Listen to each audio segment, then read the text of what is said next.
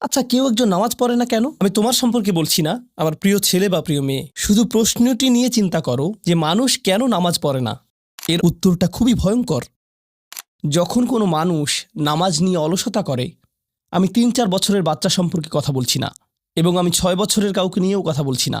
আমি এমন বাচ্চাদের নিয়ে কথা বলছি যারা এখন বুদ্ধিসম্পন্ন, বা আমাকে কেন নামাজ পড়তে হবে, আমার নামাজ আল্লাহর কেন এত দরকার। সুতরাং তোমার নামাজ পড়া আল্লাহর প্রয়োজন নেই। এমনকি তুমি যদি নামাজ পড়ো, আমি পড়তে বলছি এই কারণে, তখন কি করো? নামাজের জন্য কিভাবে নিয়ত করো? তখন আমি 4 রাকাত নামাজ পড়বো, দাঁড়ালাম, কারণ আমার আব্বা বারবার পড়তে বলছেন। আল্লাহু আকবার। এখন এটাই সেই প্রশ্নের উত্তর যে কেন একজন মানুষ নামাজ পড়ে না।